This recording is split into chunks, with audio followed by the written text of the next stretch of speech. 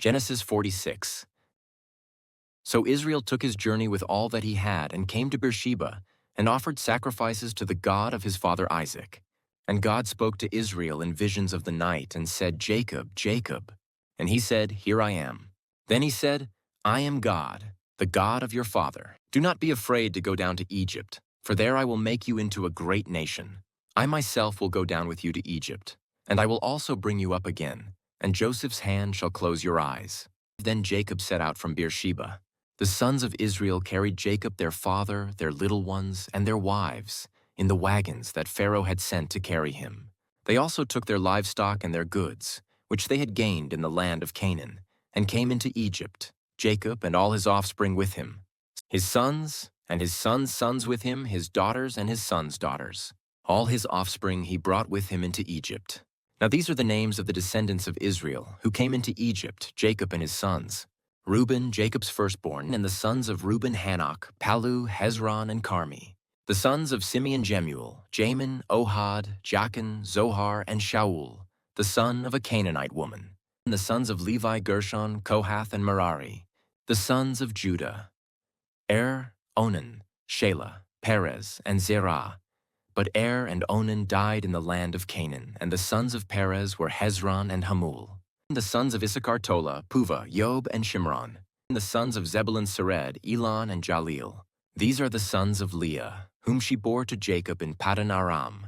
Together with his daughter Dinah, altogether his sons and his daughters numbered 33. And the sons of Gad Ziphion, Hagi, Shuni, Esbon, Eri, Arodi, and Areli. And the sons of Asher Imnah, Ishva, Ishvi, Beriah, with Sarah their sister.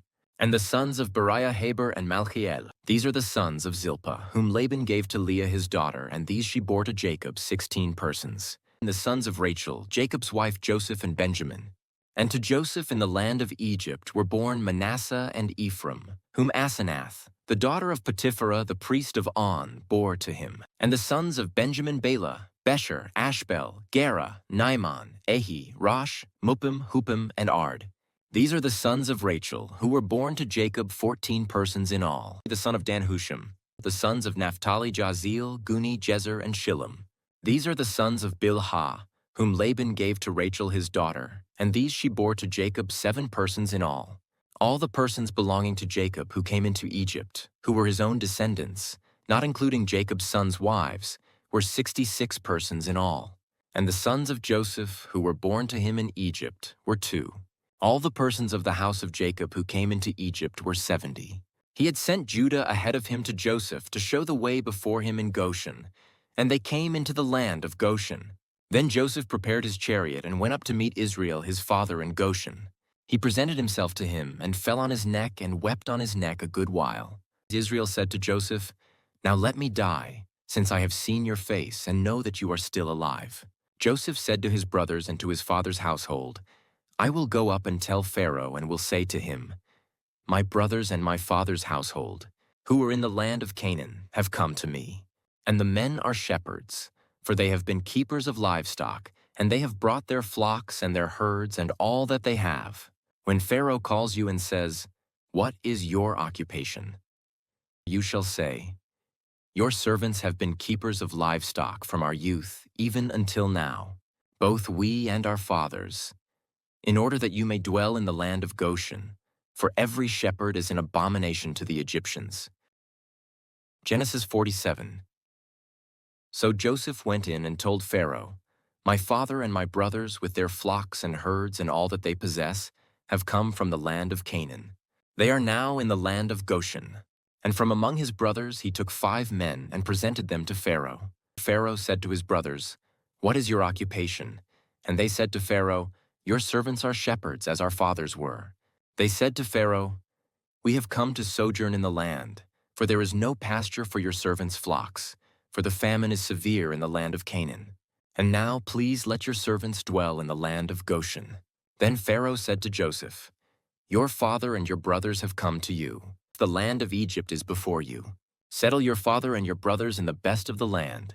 Let them settle in the land of Goshen. And if you know any able men among them, put them in charge of my livestock.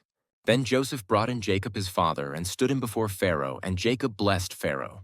And Pharaoh said to Jacob, How many are the days of the years of your life? And Jacob said to Pharaoh, The days of the years of my sojourning are 130 years.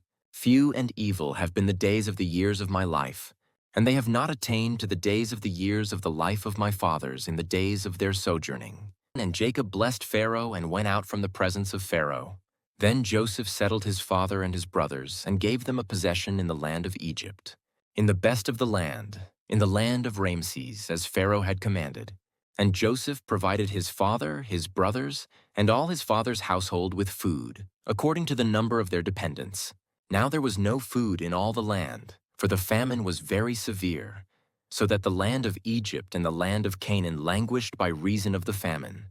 And Joseph gathered up all the money that was found in the land of Egypt and in the land of Canaan, in exchange for the grain that they bought. And Joseph brought the money into Pharaoh's house.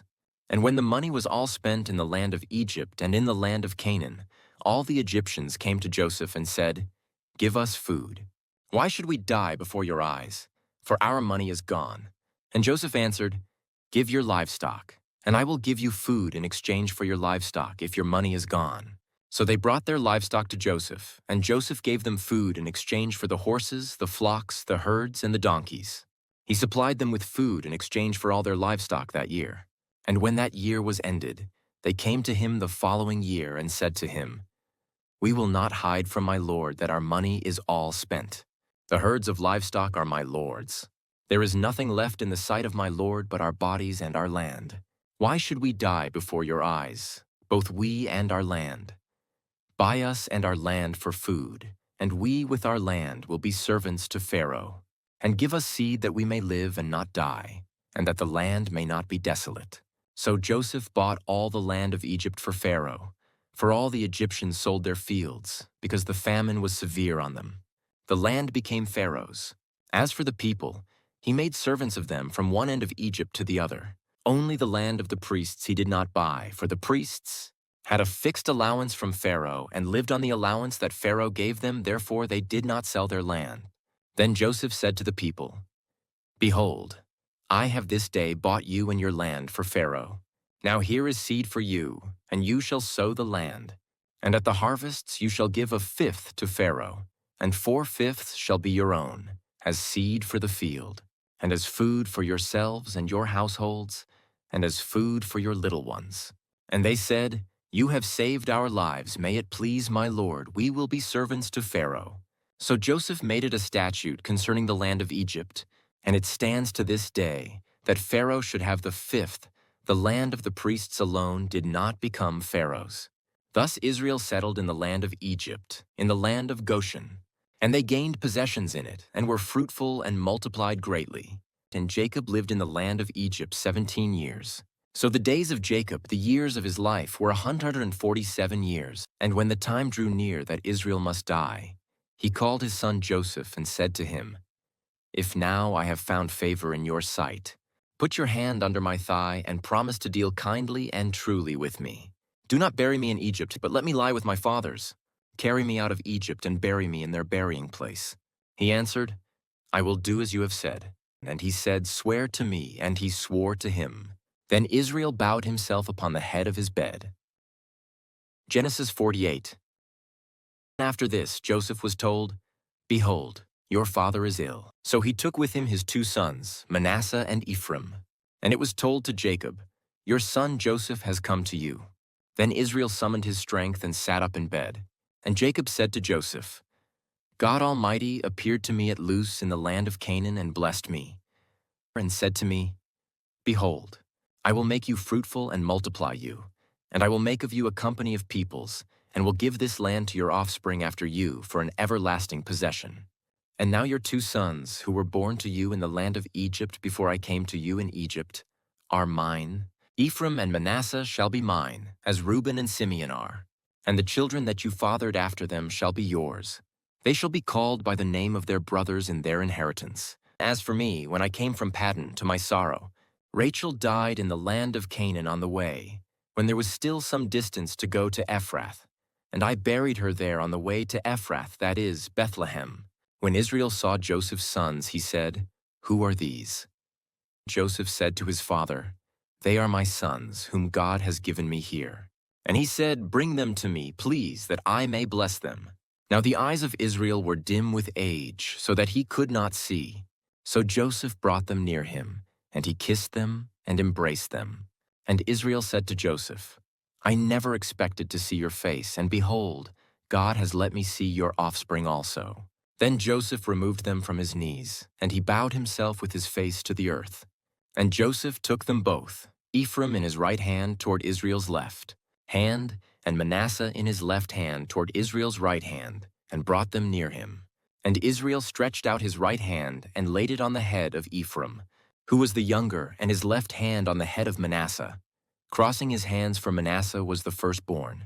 And he blessed Joseph and said, The God before whom my fathers Abraham and Isaac walked, the God who has been my shepherd all my life long to this day, the angel who has redeemed me from all evil, bless the boys.